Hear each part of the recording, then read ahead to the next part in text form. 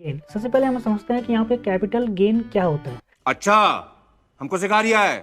Suppose आप कोई चीज़ आप शेयर लेते हैं या म्यूचुअल फंड में पैसा लगाते हैं, तो कोई भी चीज़ अगर आप लेते हैं और उसको आप प्रॉफिट पे बेचते हैं तो उसको कैपिटल गेन कहा जाता है। यहाँ पे कैपिटल गेन दो टाइप के होते हैं यहाँ पे। एक तो लॉन्ग टर्म कैपिटल गेन होता है, एक शॉर्ट टर्म कैपिटल गेन होता है। शॉर्ट टर्म कैपिटल गेन जो अंग्रेजी कैलेंडर के हिसाब से जो नया साल आता है वो 1 जनवरी को आता है, ये हमें पता होता है। पर जो हिंदू धर्म के अनुसार जो नया साल आता है वो चैत्र महीने से शुरू होता है, वो हमें पता नहीं होता है। ये सबसे बड़ी प्रॉब्लम है और आप कम से कम आधे लोगों को ये चीज़ें बारे में पता नहीं होता। अगर मैं वित्त की बात करूं या फाइनेंस की बात करूं और पैसे की अगर बात करूं तो जोर जोर से बोल के लोगों को स्कीमें बता दे। तो नया साल आपका 1 अप्रैल से शुरू होता है और 31 मार्च तक ये नया साल आपका चलता है, जिसको फाइनेंशियल ईयर बोला जाता है। तू समझा? हाँ। नहीं, तू समझा नहीं।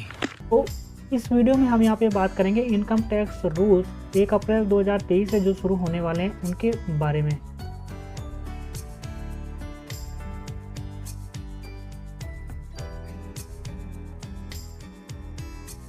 जैसा कि आपको पता है कि अप्रैल 2023 में नया वर्ष जो है 2023-24, जिसको फाइनेंशियल ईयर बोला जाता है, यहाँ पे वित्त वर्ष 2023-24 शुरू हो रहा है 1 अप्रैल से और चलेगा ये आपका 31 मार्च तक। नए अगर मैं इनकम टैक्स रूल की अगर यहाँ पे बात करूँ, यहाँ पे इसमें चेंजमेंट हुआ है। तो पहले सबसे पहले आपका जो न्यू इनकम टैक्स रिजीम जो होगा वो डिफ़ॉल्ट रिजीम होगा। इसका मीनिंग है कि जब भी आप इनकम टैक्स आपका फाइल करेंगे, फिलिंग करेंगे, तो उसमें जो न्यू इनकम टैक्स जो होगा वो डिफ़ॉल्ट आपका शो करेगा। आपको ये चॉइस भी दिया गया है कि ओल्ड जो इनकम टैक्स रिजीम था आप उस पर भी स्विच कर सकते हैं। ये आपको यहाँ पे बेनिफिट भी दिया गया है कि आप नया वाला जो टैक्स रूल्स है उसके हिसाब से इनकम टैक्स भरना चाहते हैं या जो पुराने वाले टैक्स हैं उसके हिसाब से आप भरना चाह रहे हैं। इसमें आपका ITR जो फाइलिंग इनकम लिमिट है उसको यहाँ पे बढ़ा दिया गया है। जैसे कि आप लोगों को पता है कि सबसे पहले जो 2.5 लाख तक जो इनकम थी उस पर कोई भी टैक्स नहीं देना पड़ता था। अब ये 2.5 लाख से 3 लाख इसको कर दिया गया है। टोटली अगर मैं बात करूँ, आपको इनकम जो आपकी टैक्स छूट लिमिट थी वो आपका सब पहले 5 लाख था, अब 7 लाख इसको कर दिया गया है। इसका मीनिंग ये है कि अगर आपकी इनकम 7 लाख तक है तो उस पर कोई भी आपको टैक्स नहीं देना पड़ेगा। पर अगर आपके 7 लाख से 1 रुपये भी आपकी ज़्यादा है तो आपको 3 लाख के ऊपर जो भी आपकी इनकम बन रही है उस पर आपको टोटल टैक्स आपको पेड करना पड़ेगा, जो कि आपको पहले 5 लाख का था और उस पर आपका 2.5 लाख से ऊपर कैलकुलेट होता था अगर आपका 5 लाख से ऊपर जाता है अगर आपकी इनकम। चौथे पॉइंट की मैं बात करूं, यहाँ पे स्टैंडर्ड डिडक्शन लिमिट जो गवर्नमेंट एम्प्लॉय हैं या जो पेंशनर हैं उनको स्टैंडर्ड डिडक्शन लिमिट 50,000 की यहाँ पे रिलैक्सेशन दिया गया हुआ है। पहले भी ये था और जो नया रूल अभी आया है 1 अप्रैल 2023 से आज से, उससे इसको भी जोड़ा गया और 50,000 वो पहले से ही deduction limit standard deduction limit बोला जाता है इसको, वो अभी भी सेम टू सेम है।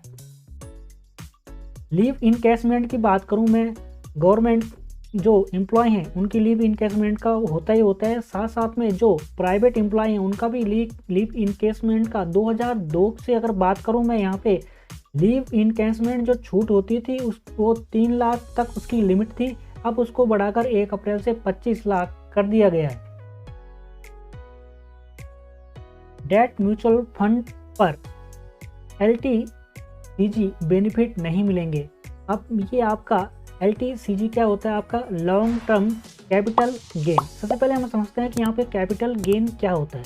सपोज आप कोई चीज़ आप शेयर लेते हैं या म्यूचुअल फंड में पैसा लगाते हैं, कोई भी चीज़ अगर आप लेते हैं और उसको आप प्रॉफिट पे बेचते हैं तो उसको कैपिटल गेन कहा जाता है। यहाँ पे कैपिटल गेन दो टाइप के होते हैं यहाँ पे, एक तो लॉन्ग टर्म कैपिटल गेन होता है, एक शॉर्ट टर्म कैपिटल गेन होता है।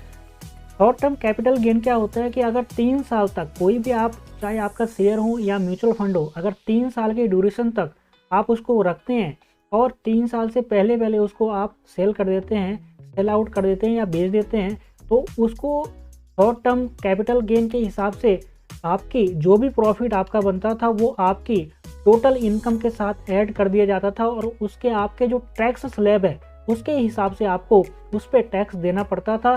लॉन्ग टर्म कैपिटल गेन की बात करें तो 3 साल से ऊपर अगर आप अपने शेयर को रखते थे, म्यूचुअल फंड को रखते थे, उसके बाद उसको बेचते थे तो उस पर आपको लॉन्ग टर्म कैपिटल गेन के हिसाब से 10% और या 20% को आपको टैक्स आपको देना पड़ता था। तो अब यहाँ पे क्या किया गया है, जो आपके डेट म्यूचुअल फंड हैं उस पर आपको LTCG जो लॉन्ग टर्म कैपिटल गेन का बेनिफिट था वो नहीं मिल पाएगा अभी। टोटली आप उसको 3 साल तक रखें या 3 साल से ज़्यादा तक रखें, जो कि लॉन्ग टर्म कैपिटल गेन के बेनिफिट में आता था, वो अब टोटली आपका शॉर्ट टर्म कैपिटल गेन की तरह काम करेगा और जितना भी आपका प्रॉफिट होगा वो आपकी जो टोटल इनकम होगी उसके साथ कैलकुलेट किया जाएगा और आप जो भी टैक्स स्लैब में आप आते हैं वहाँ पर उसको आपको उसी के हिसाब से टोटल आपको टैक्स पेड करना पड़ेगा। म्यूचुअल फंड, अगर मैं म्यूचुअल फंड की बात करूँ तो चार टाइप के यहाँ पे म्यूचुअल फंड होते हैं। नंबर 1 आपका इक्विटी म्यूचुअल फंड होता है, नंबर 2 बॉन्ड म्यूचुअल फंड होता है, नंबर 3 आपका short term debt mutual fund होते हैं और चौथा आपका हाइब्रिड म्यूचुअल फंड होते हैं। 7वें पॉइंट की मैं बात करूं यहाँ पे लाइफ इंश्योरेंस पॉलिसी में अगर आप सालाना 5 लाख रुपए तक उसमें जमा करते हैं तो उसके ऊपर जो भी आपका प्रॉफिट होगा वो 1 अप्रैल के बाद से आपको क्या उसके ऊपर भी टैक्स देना पड़ेगा। मीन्स अगर आप 5 लाख तक सालाना प्रीमियम भरते हैं अपनी पॉलिसी का तो उस पर कोई टैक्स नहीं है, पर 5 लाख से ऊपर अगर आप भरते हैं तो उस इंश्योरेंस पॉलिसी की जो कमाई होगी उस पर जो प्रॉफिट होगा आपको उस पर आपको भी टैक्स देना पड़ेगा 1 अप्रैल से। 8वें पॉइंट की मैं बात करूं, सीनियर सिटीजन को इसमें लाभ मिलेगा 1 अप्रैल जो टैक्स रूल नई पॉलिसी शुरू की गई है 1 अप्रैल 2023 से, उससे जो आपका सीनियर सिटीजन थे सेविंग स्कीम में जो वो डिपॉजिट करते थे उसमें मैक्सिमम जो उनकी लिमिट थी, अधिकतम जो डिपॉजिट कर सकते थे वो 15 लाख रुपए थी, अब उसको बढ़ाकर यहाँ पे 30 लाख कर दिया गया है। आई होप आपको ये वीडियो पसंद आई होगी। यहाँ पे हमने बात की जो इनकम टैक्स जो न्यू पॉलिसी 1 अप्रैल से शुरू की गई है उसमें क्या क्या चेंजमेंट हैं, और आपने देखा कि स्टैंडर्ड डिडक्शन 50,000 का या म्यूचुअल फंड के बारे में आपको यहाँ पे बताया गया, इनकम टैक्स स्लैब के बारे में आपको यहाँ पे बताया गया। तो आई होप आपको वीडियो पसंद आई होगी। वीडियो पसंद आए तो लाइक से कमेंट करें। Thank you. जय हिंद, जय भारत।